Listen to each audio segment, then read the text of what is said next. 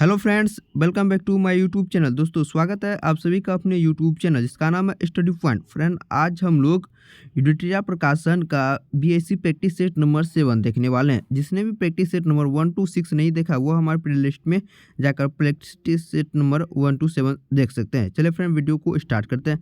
अगर friend video अच्छा लगे प्लीज़ चैनल को लाइक और सब्सक्राइब करेंगे और दोस्तों के बीच जरूर शेयर करेंगे। चलिए फ्रेंड, वीडियो को स्टार्ट करते हैं बिना देरी का।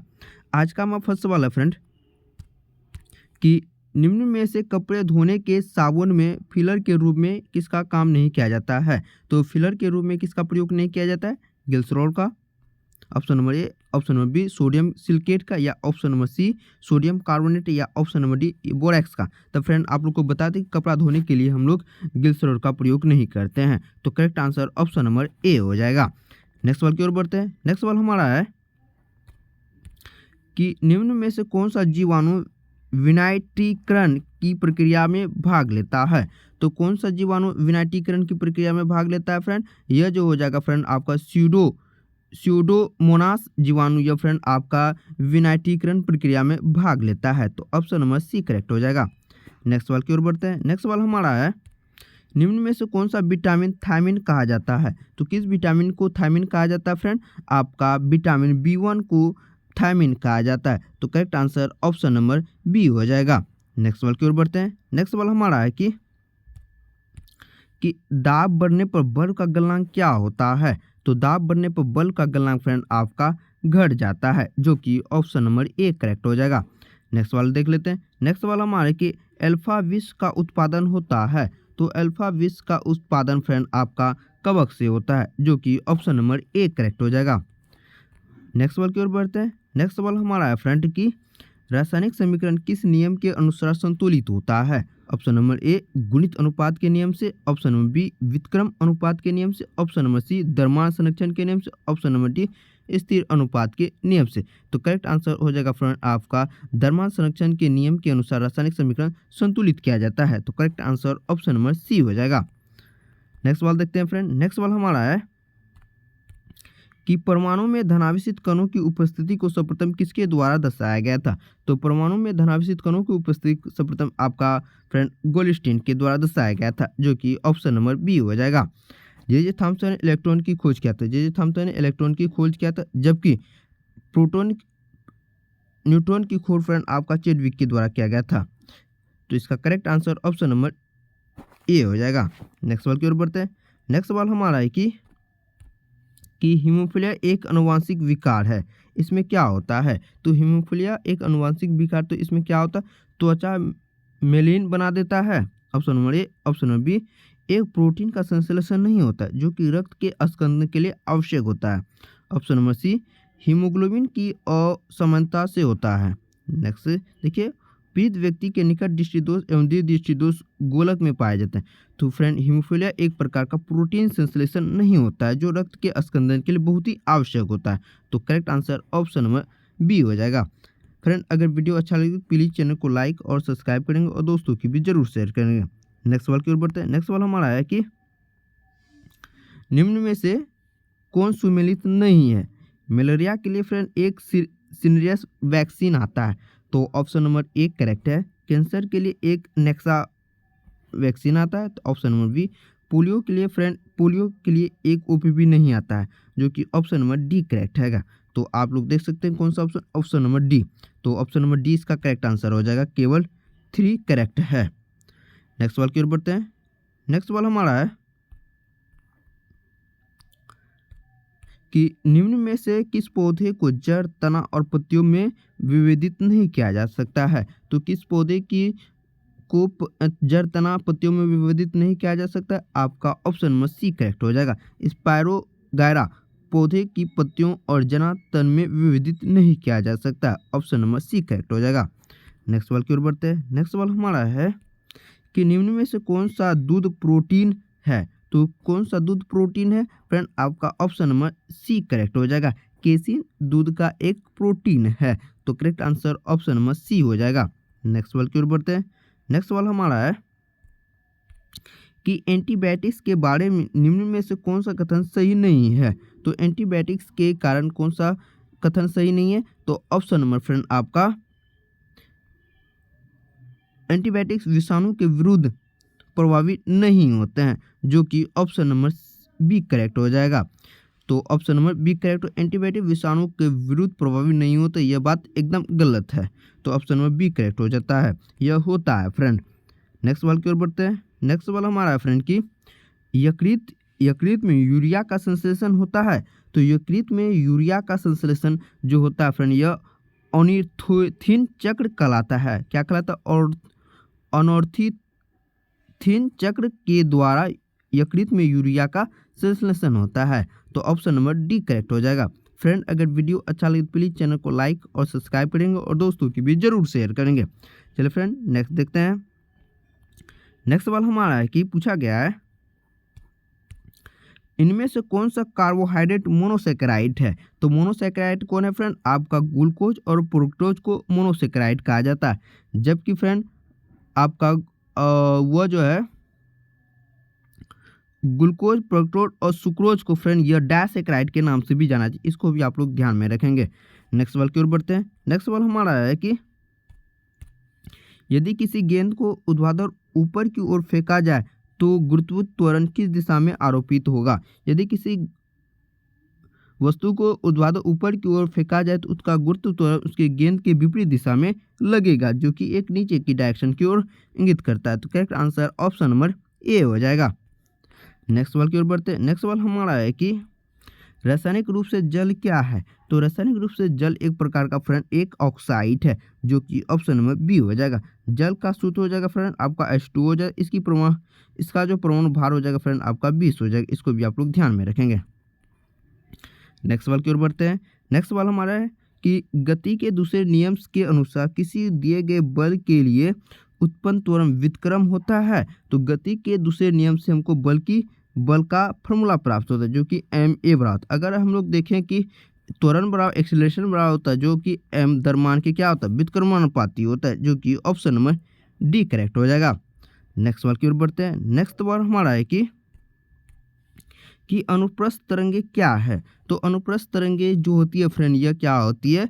तरंग के लंबवत दिशा में कंपन करती है। तो देख लेंगे ऑप्शन कौन सा है। इन तरंगों के माध्यम के कण तरंग के संचरण की दिशा के क्या होती है? लंबवत कंपन करती है, जो कि ऑप्शन नंबर ए करेक्ट हो जाएगा। नेक्स्ट सवाल की ओर बढ़ते हैं फ्रेंड। नेक्स्ट सवाल हमारा है, वायु में सल्फर डाइऑक्साइड द्वारा प्रदूषण का सूचक क्या है?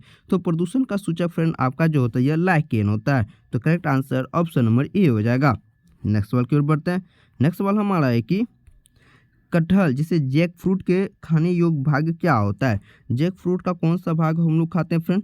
यह सहपत और परिदल पुंज हम लोग खाते हैं, जो कि ऑप्शन नंबर सी करेक्ट हो जाएगा। फ्रेंड, अगर वीडियो अच्छा लगे प्लीज़ चैनल को लाइक और सब्सक्राइब जरूर करेंगे और दोस्तों की भी जरूर शेयर करेंगे। नेक्स्ट सवाल देख लेते हैं। नेक्स्ट सवाल हमारा है कि निम्नलिखित में से कौन सा विद्युत चुम्बकीय तरंग का गुण नहीं है? तो विद्युत चुम्बकीय तरंग का गुण कौन सा नहीं है फ्रेंड? यह जो है फ्रेंड आपका विद्युत चुम्बकीय तरंग को व्यतिकरण और विवर्तन नहीं दिखाई देती है, जो कि ऑप्शन नंबर ए करेक्ट हो जाएगा। विद्युत चुम्बकीय तरंग व्यतिकरण और विवर्तन दिखाई देती है, जो कि यह बात एकदम ही गलत है। ऑप्शन नंबर ए करेक्ट हो जाएगा। नेक्स्ट सवाल की ओर बढ़ते हैं। नेक्स्ट सवाल हमारे की रासायनिक प्रयोगशाला में उपयोग किए जाने वाले लिटमस प्राप्त होता है। तो फ्रेंड यह जो लिटमस प्राप्त होता है फ्रेंड आपका लाइकेन से प्राप्त होता है, जो कि ऑप्शन नंबर बी करेक्ट हो जाएगा। नेक्स्ट सवाल की ओर बढ़ते हैं। नेक्स्ट सवाल हमारा है कि बाह्यकर्ण का कठोर लचीला भाग बना होता है। तो बाह्यकर्ण का कठोर और लचीला भाग फ्रेंड आपका कार्टिलेज जो उपस्थिति से बना होता है। ऑप्शन नंबर सी करेक्ट हो जाएगा। नेक्स्ट सवाल की ओर बढ़ते हैं। नेक्स्ट सवाल हमारा है एक्वारेजिया में नाइट्रिक एसिड और हाइड्रोक्लोरिक एसिड में किस अनुपात में उपस्थित होता है? तो एक्वारेजिया में नाइट्रिक एसिड और हाइड्रोक्लोरिक एसिड फ्रेंड आपका 1:3 में उपस्थित रहता है, जो कि ऑप्शन नंबर ए करेक्ट हो जाएगा। नेक्स्ट सवाल की ओर बढ़ते हैं। नेक्स्ट सवाल हमारा है कि 60 वाट वाला एक रेडियो यदि 50 घंटा की चार्ज से चला हो तो उसके द्वारा कितना विद्युत ऊर्जा का प्रयोग किया जा सकता है? तो यह जो किया जा सकता है फ्रेंड आपका 60 और 50 विद्युत ऊर्जा, यानी कि आपका फ्रेंड W देखी जाए, अगर W देखा जाए तो आपका हो गया शक्ति कितना है फ्रेंड आपका 60 और कितना टाइम चला 50, 50 और आपका हो जाएगा 3000। 3000 को अगर किलोवाट में देखा जाए तो फ्रेंड आपका हो जाएगा 3 किलोवाट घंटा। तो करेक्ट आंसर ऑप्शन नंबर ए हो जाएगा। नेक्स्ट सवाल की ओर बढ़ते हैं। नेक्स्ट सवाल हमारा है कि ग्राम सभा की सदस्यता हेतु प्रत्येक ग्रामीण की आयु कम से कम कितनी होनी चाहिए। तो ग्राम सभा की सदस्यता के लिए प्रत्येक ग्राम की आयु फ्रेंड आपका जो होना चाहिए यह 18 वर्ष से कम नहीं होना चाहिए। तो correct answer option number D हो जाएगा। नेक्स्ट सवाल की ओर बढ़ते हैं। नेक्स्ट सवाल हमारा है कि बिहार में प्रथम बार राष्ट्रपति शासन कब लागू किया गया था। तो बिहार में प्रथम राष्ट्रपति शासन फ्रेंड आपका 1968 ईस्वी में लागू किया गया था, जो कि ऑप्शन नंबर बी करेक्ट हो जाएगा। नेक्स्ट सवाल की ओर बढ़ते हैं। नेक्स्ट सवाल हमें कि आपातकाल उपबंध का संबंध किस संविधान के भाग से है। तो आपातकाल भाग 18 से संबंधित है, जो कि ऑप्शन नंबर डी करेक्ट हो जाएगा। फ्रेंड अगर वीडियो अच्छा लगे प्लीज़ चैनल को लाइक और सब्सक्राइब करेंगे और दोस्तों की भी जरूर शेयर करेंगे। नेक्स्ट सवाल की ओर बढ़ते हैं। नेक्स्ट सवाल हमारा है कि निम्नलिखित में से कौन सा युग्मक सुमेलित नहीं है। तो अनुच्छेद 39 समान न्याय और निःशुल्क विधि की सहायता के बारे में करता है, यह बात एकदम करेक्ट है। अनुच्छेद 29 यह अल्पसंख्यक वर्गों के हितों का संरक्षण करता है, यह भी बात सही है। अनुच्छेद 44 समान नागरिकों के लिए समान सिविल सहायता करता है, तो यह भी बात सही है। अनुच्छेद 50 यह अंतर्राष्ट्रीय शांति और सुरक्षा की अभिव्यक्ति करता है, यह बात एकदम गलत है। तो अंतर्राष्ट्रीय शांति और सुरक्षा आर्टिकल 51 में है, जबकि 50 में फ्रेंड आपका केंद्र और राज्यों के बीच शक्तियों का विभाजन है। तो correct answer option number D. तो डी जो है फ्रेंड आपका करेक्ट आंसर हो जाएगा। नेक्स्ट सवाल की ओर बढ़ते हैं। नेक्स्ट सवाल हमारा है कि भारत के संविधान के अंतर्गत धन विधेयक को कहाँ प्रस्तुत किया जा सकता है। तो भारतीय संविधान के अंतर्गत जो है फ्रेंड धन विधेयक केवल लोकसभा में ही प्रस्तुत किया जा सकता है। तो करेक्ट आंसर ऑप्शन नंबर ए हो जाएगा। नेक्स्ट सवाल की ओर बढ़ते हैं। नेक्स्ट सवाल हमारा है कि लोक लेखा समिति अपनी रिपोर्ट किसे सौंपती है। तो लोक लेखा समिति जो है फ्रेंड आपका अपना रिपोर्ट यह लोकसभा अध्यक्ष को प्रस्तुत करता है, जो कि ऑप्शन नंबर डी हो जाएगा। लोक लेखा समिति में फ्रेंड आपका कुल सदस्य जो होती है फ्रेंड आपका 22 होती है। 15 जो मेंबर होती है फ्रेंड आपका लोकसभा से होती है और 7 मेंबर फ्रेंड आपका राज्यसभा से होती है, यह भी बात ध्यान में रखेंगे। नेक्स्ट सवाल की ओर बढ़ते हैं। नेक्स्ट सवाल हमारा है कौन सा राष्ट्रपति नियुक्त होने से पहले पूर्व राष्ट्रपति के पद पर कार्य नहीं किया था। पूछा गया फ्रेंड आपका कौन सा ऐसा राष्ट्रपति है जो कि पहले उपराष्ट्रपति के पद पर कार्य किया है। प्रणब मुखर्जी यह भी है फ्रेंड, आपका आर वेंकटरमन जी यह भी है, जबकि भोरे सिंह शेखावत यह फ्रेंड उपराष्ट्रपति थे लेकिन राष्ट्रपति नहीं बन पाए। करेक्ट आंसर ऑप्शन नंबर ए हो जाएगा। नीलम संजीव रेड्डी यह फ्रेंड आपका सिर्फ राष्ट्रपति ही रहे थे, उपराष्ट्रपति नहीं रहे थे। तो ऑप्शन नंबर ए करेक्ट हो जाएगा। नेक्स्ट सवाल की ओर बढ़ते हैं। नेक्स्ट सवाल हमारा है कि मौलिक अधिकारों एवं अल्पसंख्यक हेतु संविधान सभा गठित की गई थी। तो मौलिक अधिकार एवं अल्पसंख्यक हेतु संविधान सभा द्वारा गठित की गई समिति फ्रेंड आपका सरदार वल्लभ भाई पटेल थे। तो correct answer option number D हो जाएगा। नेक्स्ट सवाल देख लेते हैं। नेक्स्ट सवाल हमारा है कि किस वर्ष यूरोप में अंग्रेजी और फ्रांसीसी के मध्य शतवर्षीय युद्ध प्रारंभ हुआ था। तो शतवर्षीय युद्ध फ्रेंड जो प्रारंभ हुआ था 1756 ईस्वी में प्रारंभ हुआ था। तो correct answer option number B हो जाएगा। नेक्स्ट सवाल की ओर बढ़ते हैं। नेक्स्ट सवाल हमारा है हिंदी भाषा के प्रथम समाचार पत्र का प्रकाशन किस स्थान से हुआ था। तो हिंदी भाषा का प्रथम समाचार पत्र फ्रेंड आपका कोलकाता से प्रकाशित किया गया था, जो कि ऑप्शन नंबर डी करेक्ट हो जाएगा। नेक्स्ट सवाल की ओर बढ़ते हैं। नेक्स्ट सवाल हमारा है नेक्स्ट सवाल देख लीजिए। नेक्स्ट सवाल हमारा कि निम्नलिखित में से किस संस्था का गठन दादाभाई नौरोजी के द्वारा नहीं किया गया था। तो किस संस्था का गठन नहीं किया गया था फ्रेंड आपका लंदन इंडिया सोसाइटी की स्थापना दादाभाई नौरोजी के द्वारा किया गया था। ईस्ट इंडिया एसोसिएशन की स्थापना फ्रेंड आपका दादाभाई नौरोजी के द्वारा किया और बॉम्बे एसोसिएशन की स्थापना फ्रेंड दादाभाई नौरोजी के द्वारा, जबकि बॉम्बे प्रेसिडेंट एसोसिएशन की स्थापना दादाभाई नौरोजी के द्वारा नहीं किया गया था। तो correct answer option number C हो जाएगा। नेक्स्ट सवाल की ओर बढ़ते हैं। नेक्स्ट सवाल हमारा है निम्नलिखित में से कौन सा कार्य 1931 के भारतीय राष्ट्रीय के कांग्रेस के कराची अधिवेशन में हुआ था। तो 1931 के कराची अधिवेशन में की अध्यक्षता फ्रेंड आपका जो किया गया था यह सरदार वल्लभ भाई पटेल के द्वारा किया गया था। तो पूछा गया था इसमें कौन सा कार्य किया गया था। तो मौलिक अधिकारों को प्रस्ताव को पारित किया गया था, यह बात एकदम सही है। गांधी इरविन समझौता का अनुमोदन भी किया गया था, यह बात भी सही है। जबकि आर्थिक नीति का प्रस्ताव पारित किया गया था, यह बात एकदम गलत है। तो करेक्ट आंसर आपका ऑप्शन नंबर 1 और 3 हो जाएगा, तो जो कि ऑप्शन नंबर फ्रेंड आपका बी में दिया गया है, तो ऑप्शन नंबर बी करेक्ट हो जाएगा। नेक्स्ट सवाल की ओर बढ़ते हैं। नेक्स्ट सवाल हमारा है कि कांग्रेस के सूरत विभाजन के समय भारत का वायसराय कौन था? तो सूरत विभाजन फ्रेंड आपका जो हुआ था 1907 ईस्वी में हुआ था। उस समय हमारे वायसराय जो थे लॉर्ड मिल्टन दीदित थे। तो correct answer option number B हो जाएगा।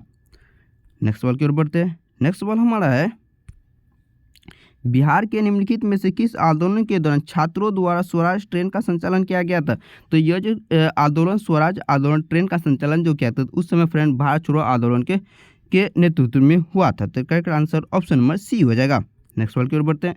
नेक्स्ट सवाल हमारा है कि निम्नलिखित में से किस मुगल शासक ने 2 अस्पा एवं सिंह अस्पा की नीति लागू की थी? तो यह 2 अस्पा और सिंह अस्पा की नीति फ्रेंड आपका जहांगीर के द्वारा लागू की गई थी। तो करेक्ट आंसर ऑप्शन नंबर ए हो जाएगा।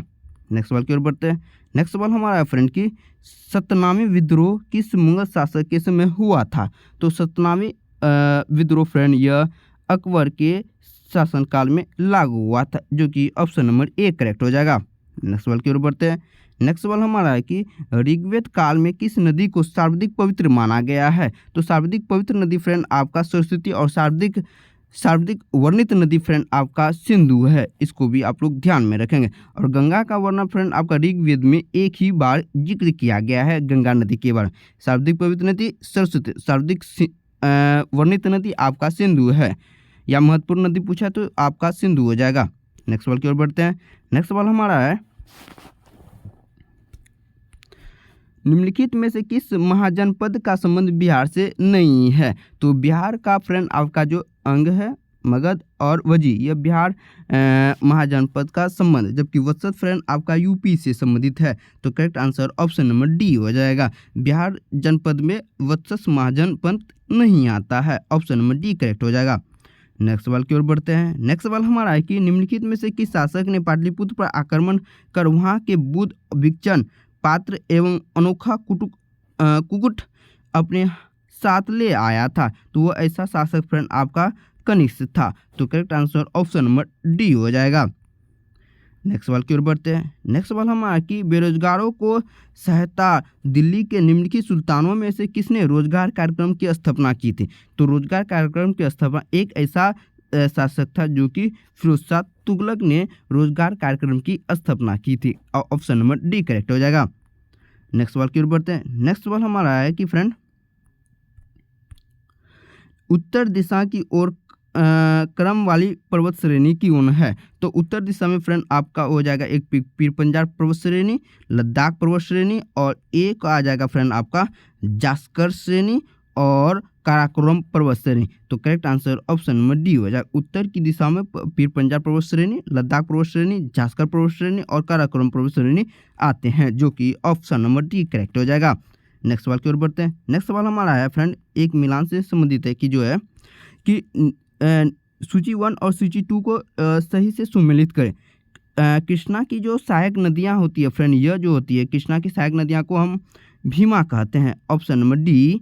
ब्रह्मपुत्र के सहायक नदी को फ्रेंड आप लोग तीस्ता कहते हैं, ऑप्शन नंबर सी। गोदावरी की सहायक नदियां को फ्रेंड हम लोग क्या कहते हैं? इंद्रावती कहते हैं, ऑप्शन नंबर डी। यमुना की सहायक नदी को फ्रेंड चंबल कहते हैं। 3 4 2 1 3 4 2 1 जो कि ऑप्शन नंबर ए में करेक्ट है। तो करेक्ट आंसर ऑप्शन नंबर ए हो जाएगा। नेक्स्ट सवाल की ओर बढ़ते हैं। नेक्स्ट सवाल हमारा कि कोरोमंडल का तत्व विस्तार कहाँ है? तो कोरोमंडल एक जो है फ्रेंड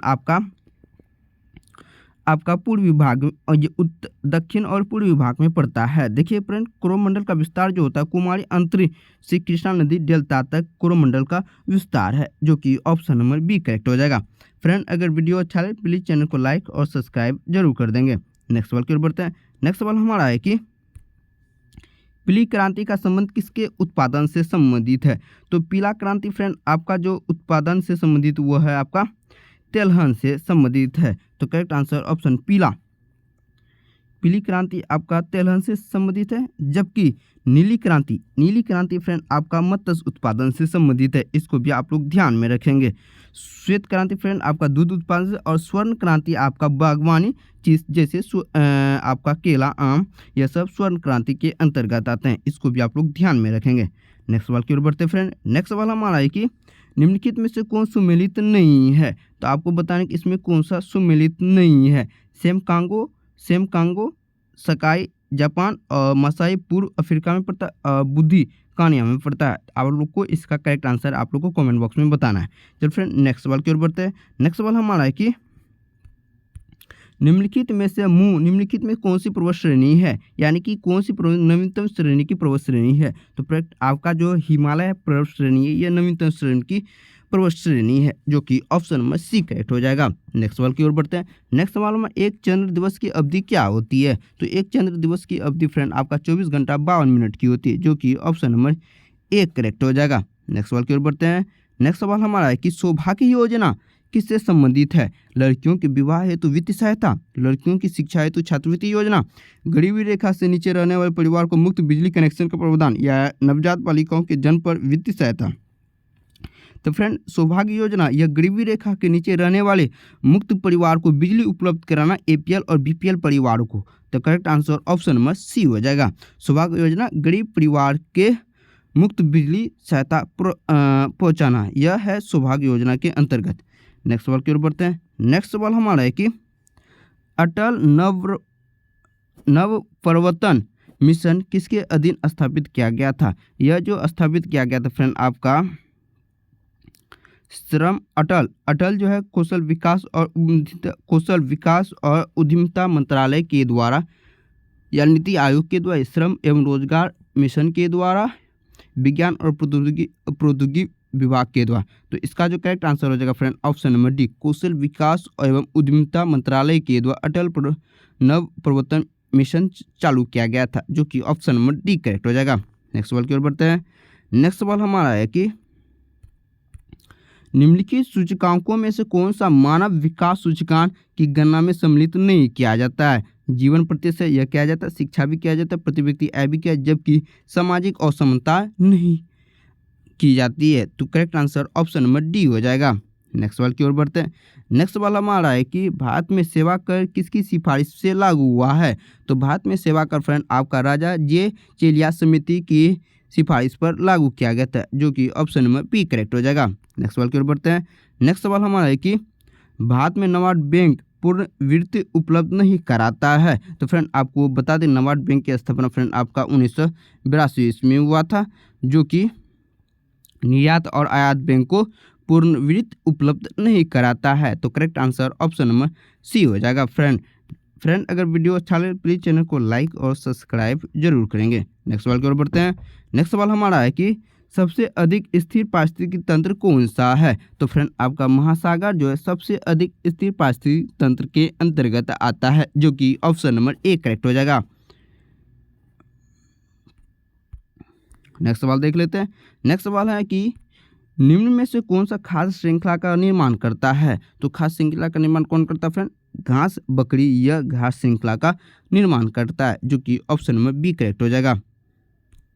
नेक्स्ट सवाल की ओर बढ़ते हैं। नेक्स्ट सवाल हमारा है कि आपको एक मिलान करना है फ्रेंड, इसमें बताना कि कौन सा करेक्ट आंसर है।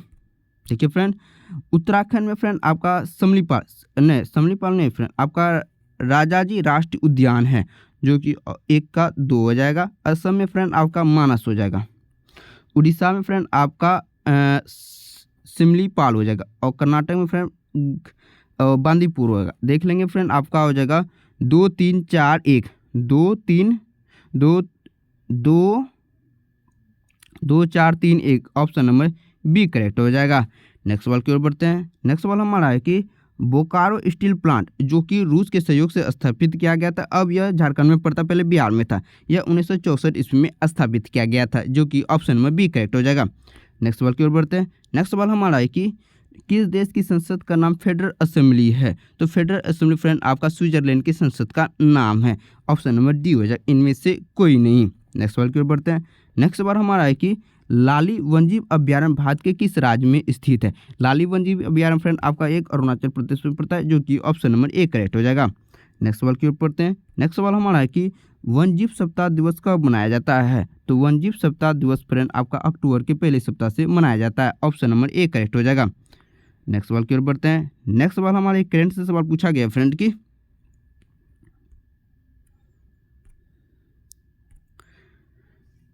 किस राज्य सरकार के द्वारा हमर बेटी हमर मान योजना शुरू की गई? या फ्रेंड हमर बेटी हमर मान योजना या फ्रेंड छत्तीसगढ़ सरकार के द्वारा लॉन्च की गई है। तो ऑप्शन नंबर ए करेक्ट हो जाएगा। नेक्स्ट सवाल की ओर बढ़ते हैं। नेक्स्ट सवाल हमारा फ्रेंड कि स्मोक एंड एसेस पुस्तक के लेखक कौन है? तो स्मोक और एसेस पुस्तक के लेखक फ्रेंड आशीष कुंद्रा है। तो करेक्ट आंसर ऑप्शन नंबर ए हो जाएगा। आशीष कुंद्रा के स्मोक एसेस पुस्तक लिखा गया है। नेक्स्ट सवाल क्या बोलते हैं? कोऑपरेट 2023 सैन्य अभ्यास का आयोजन भारत तथा किस देश के बीच हुआ है? तो कोऑपरेट 2023 यह जो आयोजन किया गया फ्रेंड भारत और थाईलैंड के बीच किया गया है। ऑप्शन नंबर बी करेक्ट हो जाएगा। फ्रेंड अगर वीडियो अच्छा लगे प्लीज़ चैनल को लाइक और सब्सक्राइब जरूर करेंगे। नेक्स्ट सवाल की ओर बढ़ते हैं। नेक्स्ट सवाल हमारा है फ्रेंड कि वैश्विक शांति सूचकांक 2022 में भारत का स्थान क्या था? तो वैश्विक शांति सूचकांक में भारत का स्थान फ्रेंड 2022 में 135 स्थान पे था। तो correct answer option number B हो जाएगा, सी हो जाएगा। नेक्स्ट सवाल की ओर बढ़ते हैं। नेक्स्ट सवाल वैश्विक विधि आयोग का अध्यक्ष किसे नियुक्त किया गया है? तो वैश्विक विधि आयोग का अध्यक्ष फ्रेंड आपका ऋतुराज अवस्थी को नियुक्त किया गया है, जो कि ऑप्शन नंबर सी करेक्ट हो जाएगा।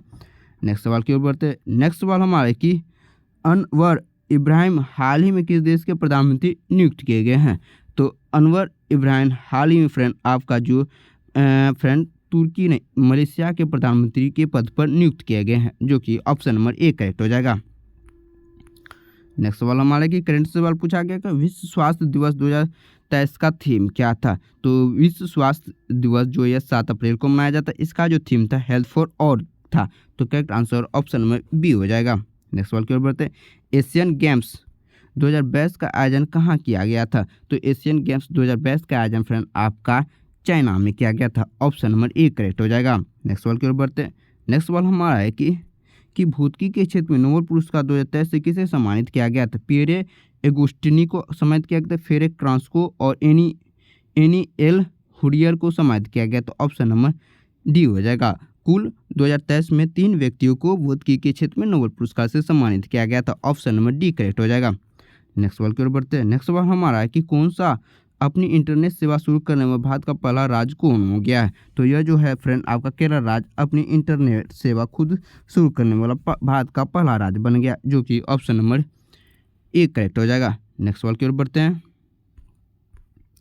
नेक्स्ट सवाल हमारा है कि फ्रेंड बजट 2023-24 में केंद्र सरकार ने देश में कितने ब्लॉकों में आकांक्षी ब्लॉक योजना कार्यक्रम की शुरुआत की है? फ्रेंड ये 500 ब्लॉकों में भारत सरकार के द्वारा आकांक्षी ब्लॉक योजना कार्यक्रम शुरू किया गया, जो कि ऑप्शन नंबर डी करेक्ट हो जाएगा। फ्रेंड अगर वीडियो अच्छा है प्लीज़ चैनल को लाइक और सब्सक्राइब करेंगे। फ्रेंड हम इस वीडियो के माध्यम से 75 प्रश्न जीके जीएस के अति महत्वपूर्ण प्रश्न को डिस्कस किए हैं। अगर आप लोग हमारे इस वीडियो का पीडीएफ लेना चाहते हैं तो आप हमारे डिस्क्रिप्शन बॉक्स में चेक कर सकते हैं, वहाँ से आप लोग पीडीएफ डाउनलोड कर सकते हैं। अब जितने भी मैथ और रीजनिंग के सवाल बच गए आप लोग खुद से लगा लेंगे। Thank you watching for this video. मिलते हैं नेक्स्ट वीडियो में।